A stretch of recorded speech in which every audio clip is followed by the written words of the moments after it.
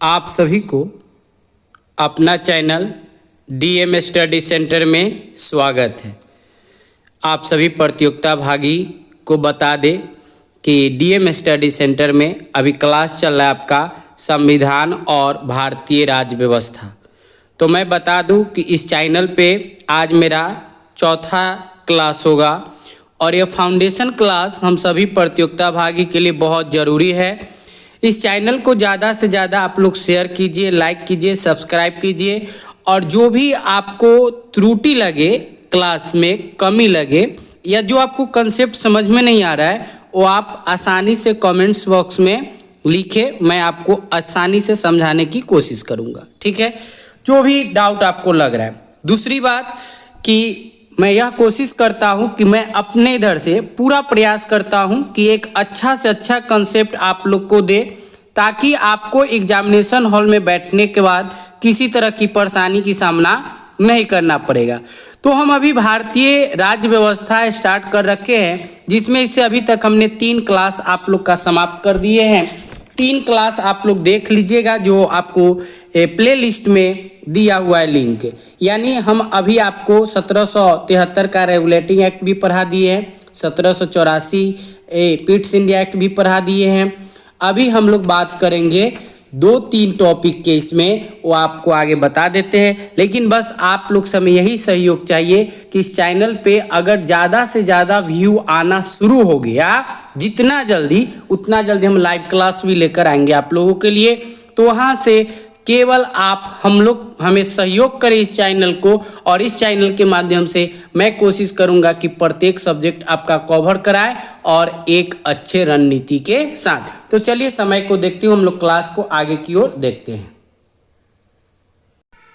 तो आज की क्लास में जो बातचीत करेंगे वो मैं आप लोग को बता दें, ये छोटी सी टॉपिक है हमारा 1786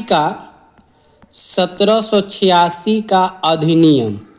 1786 के अधिनियम में क्या हुआ था, उस चीज़ को जो हम लोग जानेंगे। ध्यान दीजिएगा, 1786 के अधिनियम में क्या हुआ था उसको हम लोग को जानना है। ध्यान दीजिएगा, इस अधिनियम के द्वारा क्या हुआ था, 1786 के अधिनियम के द्वारा क्या हुआ कि गवर्नर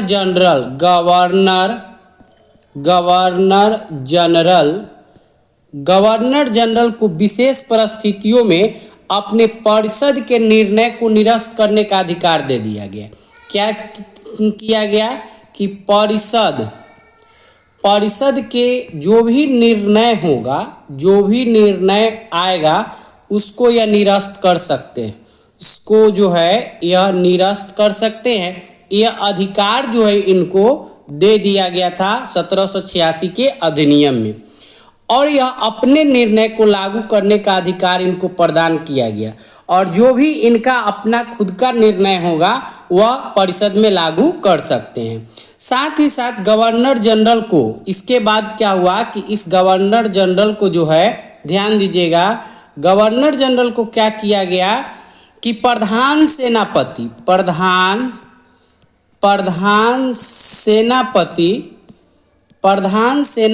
की भी शक्ति इनको प्रदान किया गया। गवर्नर जनरल को क्या किया गया कि प्रधान सेनापति की जो शक्तियां उनको भी इन्हें प्रदान किया गया।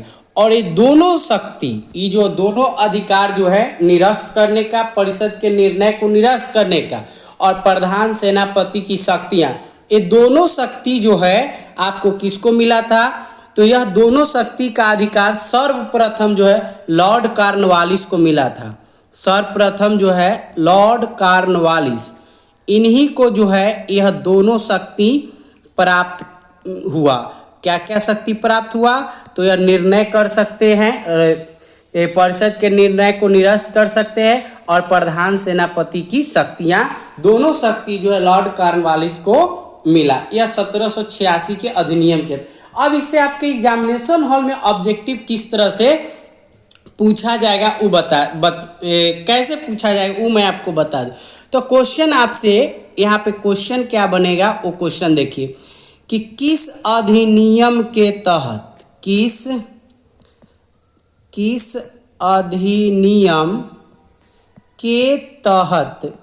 अधिनियम के तहत Lord Cornwallis, Lord Cornwallis, Lord Cornwallis को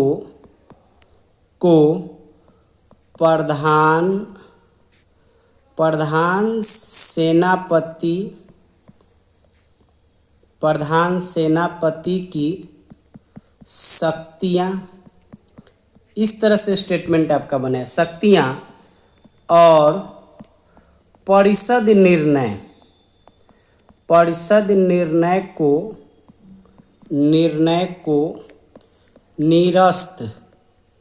निरस्त करने का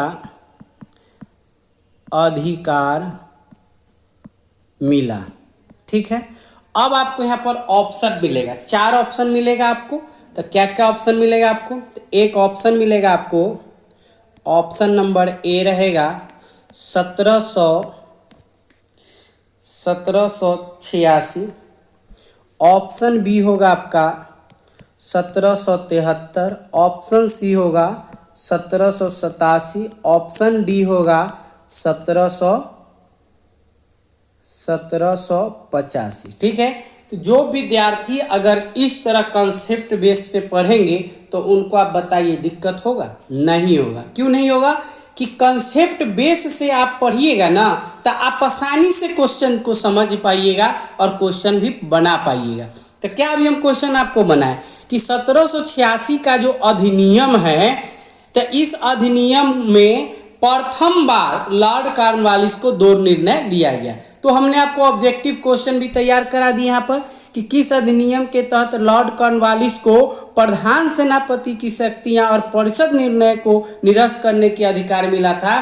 तो वह आपका जो अधिनियम है 1786। तो जो विद्यार्थी इस तरह से पढ़ेंगे तो आसानी से बता देंगे कि 1786 अधिनियम के तहत जो है प्रथम बार लॉर्ड कॉर्नवालिस को परिषद के निर्णय को निरस्त करने का अधिकार दिया गया और प्रधान सेनापति की शक्तियां दिया गया। तो इस तरह से आपका ये टॉपिक छोटा सा टॉपिक था, लेकिन छोटा हम नहीं समझेंगे। हम लोग की तैयारी में सिलेबस पूर्णतः तैयारी होना चाहिए, उसको नहीं समझेंगे ये छोटा टॉपिक है इसको स्किप करके आगे भाग जाना, यही हम लोग गलती करते हैं। गलती हम लोग का यही होता है कि कोई भी टॉपिक को हम लोग स्किप कर देते हैं कि ये पूछने वाला नहीं। आपके यहाँ कोई फोन करके नहीं पूछता है कि बताता कि हाँ ये 1786 का एक छोटा टॉपिक है, ये आप नहीं पढ़िएगा, आपको एग्जामिनेशन में ये नहीं पूछाएगा। नहीं, ये गलती हम लोग बार बार करते हैं, इसीलिए हम लोग का रिजल्ट भी फंसता है। ऐसा हम लोग को बिल्कुल नहीं करना है। जो भी है हमको पढ़ना है, सिलेबस है इसको कंप्लीट करना है, मतलब करना है। अगर इस तरह से आप हम लोग कंप्लीट करके एग्जाम में बैठते हैं तो दुनिया के कोई ताकत नहीं जो हमको हरा सकता है। ठीक है, तो चलिए अब आगे देखते हैं। अब चार्टर एक्ट 1793। अब जो आगे टॉपिक देखेंगे वो टॉपिक होगा हम लोग का चार्टर एक्ट 1793। नोट कीजिएगा, कॉपी पेन तो जरूर रखिएगा, सामने में कॉपी पेन रहेगा आपके पास तो फायदा क्या क्या होगा इससे आप समझिए कि आपको नोट्स तैयार रहेगा और अच्छे से आप रिवीजन भी कर सकते हैं। Charter act 1793। अब चार्टर एक्ट 1793 में देखिए कि इस अधिनियम के माध्यम से कंपनी के व्यापारिक अधिकारों को 20 वर्ष के लिए बढ़ा दिया गया। ये बड़ी अच्छी बात है। देखिए यहाँ पर अब क्या हुआ से कि इस चार्टर एक्ट के तरफ से क्या हुआ कि कंपनी का जो व्यापारिक अधिकार था, व्यापारिक अधिकार को कितने वर्षों के लिए? तो 20 वर्षों के लिए बढ़ा दिया गया तथा नियंत्रक मंडल के सदस्यों को भारतीय राजस्व से वेतन देने की व्यवस्था किया गया। उसके बाद क्या हुआ कि नियंत्रक मंडल के जो सदस्य थे, नियंत्रक मंडल जो कंपनी की देखरेख करते थे, इस मंडल के जो सदस्य थे, इस मंडल के जो सदस्य थे उनका जो वेतन दिया जाएगा वह भारतीय सदस्य को भारतीय राजस्व से वेतन देने की व्यवस्था किया गया। वेतन दिया जाएगा इस तरह की व्यवस्था किया गया। ठीक है, तो आपसे पूछा जाएगा कि कंपनी के व्यापारिक अधिकार को 20 वर्षों के तहत बढ़ाया गया 21 चार्टर एक्ट के माध्यम से किया गया था, तो 1793 के चार्टर एक्ट के माध्यम से किया गया था। उसके बाद किस चार्टर एक्ट के तहत जो है नियंत्रक मंडल के सदस्य को भारतीय राजस्व वेतन देने का व्यवस्था किया गया, तो यह भी हमारा चार्टर एक्ट 1793 के तहत किया गया। इस तरह से ये इतना लाइन से अभी 2-3 ऑब्जेक्टिव आपकी क्वेश्चन निकल जाएगा। तो हम लोग को पढ़ना इस कंसेप्ट से, है ना। अब देखिए क्या फर्स्ट क्वेश्चन हम आपको इसी से बनाते हैं, सुनिएगा और लिखना है तो लिख भी लीजिएगा, सुनिएगा और लिखना है तो लिख भी लीजिएगा। क्वेश्चन आपसे पूछेगा कि कंपनी के व्यापारिक अधिकार को 20 वर्षों तक के लिए बढ़ा दिया गया, यह किस चार्टर एक्ट के माध्यम से किया गया। ऑप्शन ए रहेगा आपका चार्टर एक्ट 1775, 1792, 1794, 1793। आप आसानी से लगा दीजिएगा 1793 में। क्यों? क्योंकि आप पढ़े हैं और इस कंसेप्ट से पढ़े हैं, इसलिए यह बात आपको पता है। ठीक है, तो इस तरह से हमको बनाना है। आगे देखिए इसमें चार्टर एक्ट 1793 में क्या होता है कि ब्रिटिश भारतीय क्षेत्रों में लिखित विधियों द्वारा, लिखित विधि मतलब कानून होता है, विधि का मतलब क्या होता है, कानून।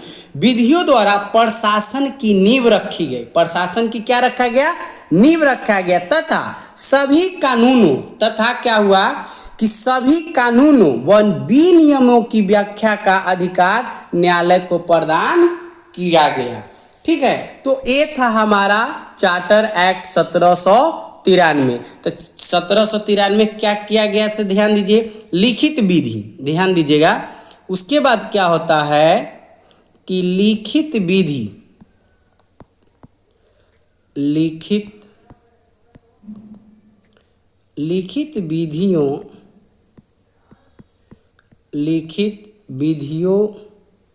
द्वारा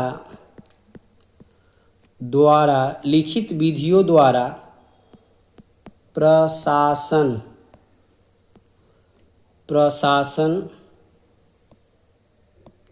की नींव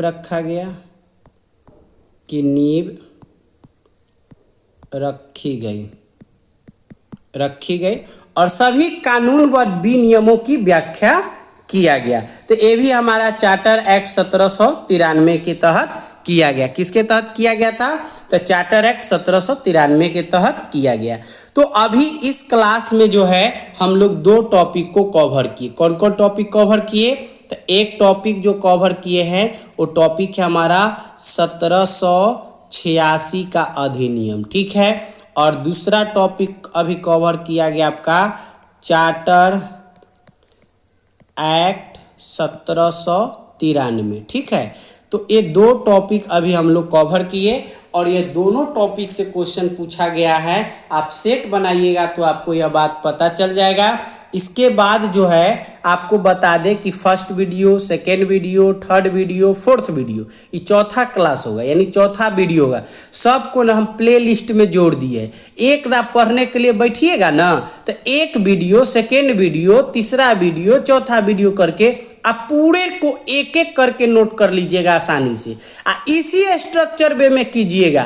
अपना आईक्यू दिमाग लगाइएगा कि ऐसे ही क्वेश्चन आपसे पूछा जाएगा एग्जाम में, बैठिएगा एकदम बिल्कुल रिजल्ट आएगा, घबराना बिल्कुल नहीं। अब हम बता दें आपको कि जब मेरा क्लास सुनिएगा तो इसके बाद HW आपको बता दे कि इस चीज़ को आप पढ़ लीजिए। आप पढ़ के ही क्लास सुनिएगा ना, तो देखिए कि कितना आपका कॉन्सेप्ट क्लियर होता है। अब अगला क्लास में हम पढ़ाएंगे आपको चार्टर